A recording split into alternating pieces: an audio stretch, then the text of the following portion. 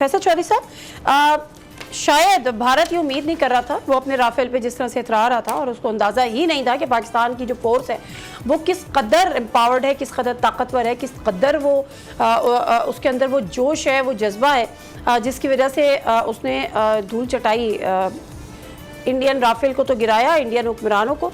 नरेंद्र मोदी के साथ जो कुछ हुआ, जो कुछ उन्होंने अपने मुल्क के साथ किया, जो कुछ उन्होंने अपने मुल्क के मीडिया के साथ किया, फिर ऑपरेशन सिंदूर उसका नाम रखा, जिसको भी एक थोड़ा सा लाइटर नोट पे कहा गया DGI की जानिब से कि नाम ही कोई मर्दाना रख लेते। बहरहाल अब वो बात कर रहे हैं कि जी ऑपरेशन सिंदूर हम सिंदूर 2 भी करेंगे, जिसमें कहा गया कि अभी जो हमने किया था वो तो हमारी जो आपने कैपेबिलिटी देखी है वो तो 10 से 15% थी और अभी बाकी है। कितना नुकसान हुआ इससे इंडिया को, नरेंद्र मोदी को, और क्या उसकी जो ओवरऑल जो उसकी पोजीशन थी आलमी सतह पर कितनी डैमेज हुई? देखिए, जो इंटरनेशनल स्टेचर के ऊपर तो ज़ाहिर है इंडिया का बहुत जो एक क्लाउड था वो उसमें बड़ी कमी आई है और पाकिस्तान मर्ज हुआ है उसमें, चाहे वो ईरान अमेरिका इसराइल कॉन्फ्लिक्ट हो जिसमें उनके ऊपर हमला हुआ, उसमें भी पाकिस्तान का एक बहुत बेहतरीन रोल है। उससे पहले जो कनाडा में और इंडिया अमेरिका में जो खुफिया एजेंसीज के एहलकार, जो भारतीय खुफिया एजेंसीज के एहलकारान हैं, वो जिन मर्डर्स में मुलव्वस हैं वो भी उनके खिलाफ मुकदमा चल रहे हैं।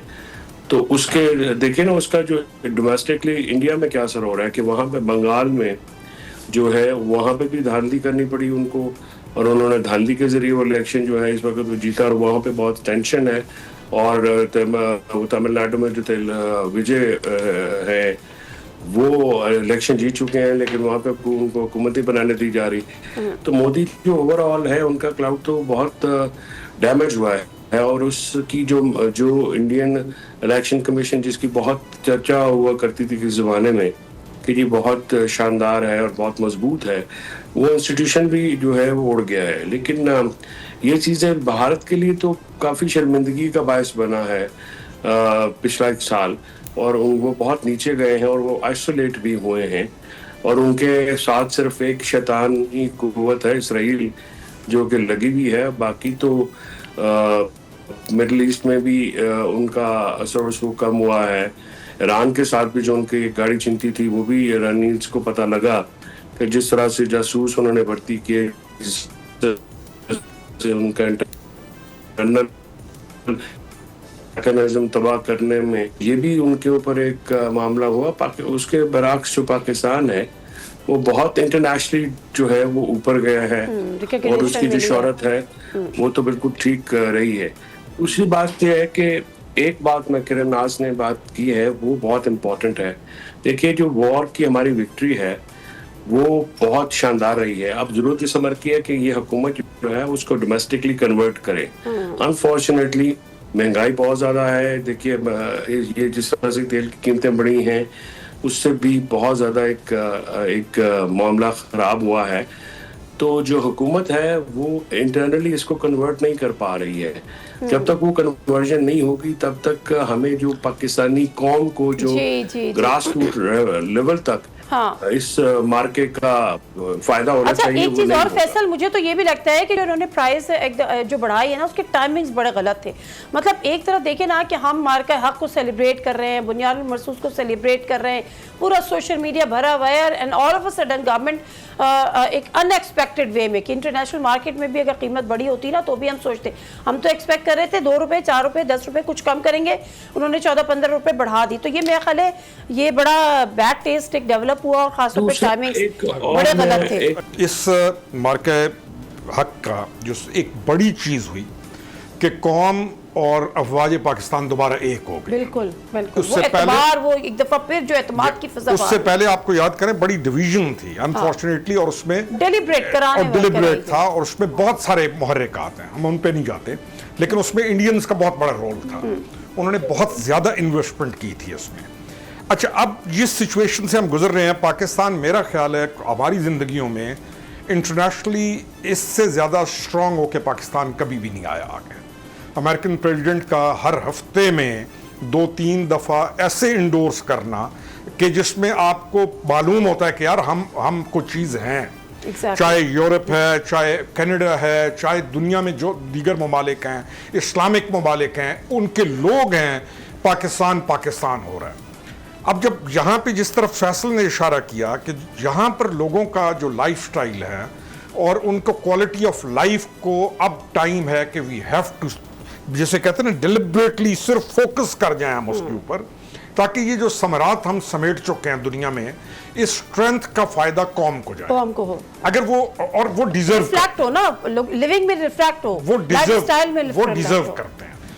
वो मुल्क के साथ इस वक्त हमारी अगर कुछ स्ट्रेंथ है ना दुनिया में, वो इसलिए कि हम एज ए कौम खड़े हुए हैं। तो कौम के ऊपर ये जो तेल की प्राइसेस बढ़ना बहुत असर जाता है। आदि हम तो इलाके में रहते हैं जहाँ लोगों के साथ उनकी ज़िंदगियों पर बहुत ज़्यादा असर जाता है। बिल्कुल ऐसे ही। वो कई दफ़ा हमारे लोग कहते हैं कि बात सुनो, हम दिमाग से नहीं, सोचो कि हम पेट से सोचते हैं। जब हमारे पेट में कुछ नहीं होगा तो फिर तुम हमें क्या सुनाओगे। तो ये अफेक्ट है हमारे लिए। सबसे बड़ा चैलेंज ये है और हमें जो करना है कि हम अपनी इकोनॉमी को अब आगे लेकर बिल्कुल सही है, बिल्कुल सही है। इकोनॉमी की बात हमने की और मैं ख्याल है बहुत ज़रूरी भी थी। किरण, जिस तरह से अभी रोकड़ी साहब ने ये बात की है ना कि जो बुनियादुल मरसूस के बाद वो लोगों की एक जिसको कहना है डेलिब्रेट मूव कह लें, या लोगों का एक प्रोपेगेंडा कह लीजिए, या लोगों की एक साजिश कह लीजिए, जिसमें इंडियन मीडिया का बड़ा रोल था कि पाक फौज को और अवाम के दरमियान फासले पैदा कर देना, गलत फहमियाँ पैदा कर देना, वो एकदम से जो है ना वो कम हुआ। और एक दफ़ा फिर वो जो हमेशा एक एतमाद होता था और होता है, वो दोबारा से बहुत ज़्यादा बहाल हुआ। Did you really feel that way?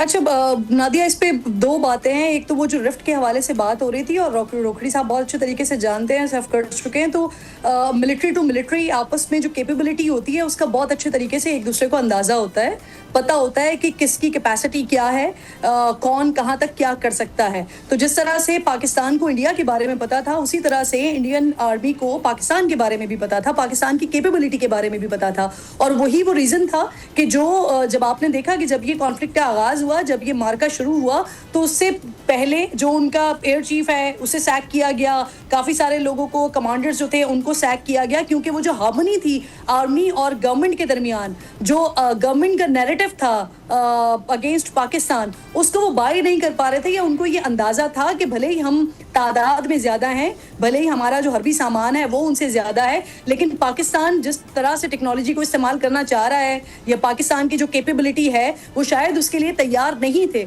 इसी वजह से वो नहीं जा रहे थे। तो ये गलती भारत की तरफ से इस तरह से की गई, क्योंकि जब हमारे सामने बहुत सारी डिटेल्स, जब गवर्नमेंट की तरफ से उन्हें काउंटर किया जा रहा था उन अकाउंट्स को, कि जो इस तासुर को गहरा करने में अपना किरदार अदा कर रहे थे कि पाकिस्तान की आवाम और पाकिस्तान की फौज या हुकूमत, इनके दरमियान इस वक्त वो फासला है कि अगर इंडिया की तरफ से हल्की सी भी कोई हरकत की जाएगी तो उसको उनका फायदा होगा कि शायद आवाम निकल के आ जाएगी और उल्टा घूम जाएगा। लेकिन हुआ ये कि उनकी सोच के बरक्स हमने अल्हम्दुलिल्लाह ये मैसेज दिया, और नाम के एग्जैक्टली अकॉर्डिंग, के अंदर हमारे जितने भी मसाइल हों, जितने भी रिफ्ट्स हों, चाहे हुकूमत की आवाम के साथ ना बन रही हो या आवाम हुकूमत को ना पसंद कर रही हो, लेकिन उसके बावजूद भी जब मुल्क की सॉवरेनिटी की बात आती है, जब मुल्क के वतन अजीज़ के दिफा की बात आती है, तो ये पूरी कौम बुनियादुल मरसूस बनकर खड़ी हो जाती है। जहाँ तक वो जो आगाज़ जहाँ से मैंने किया था, फिर उसके बाद फैसल साहब ने भी उस पर अपनी राय शामिल की, रोकड़ी साहब ने भी बात की, तो बात अब यही है कि जहाँ पर हम मामलात को लेकर जा रहे हैं, एक विंडो, एक स्पेस मिली है आपको। पाक फौज ने जो कुछ किया उसके समरात या उसके जो फवाइद हैं वो हुकूमत को ऐसे मिले कि उनकी थोड़ी सी पॉपुलैरिटी बेहतर होना शुरू हुई, लेकिन उसके बाद जो विंडो आपके पास खुली थी आपने उसको उस तरह से एग्जीक्यूट नहीं किया।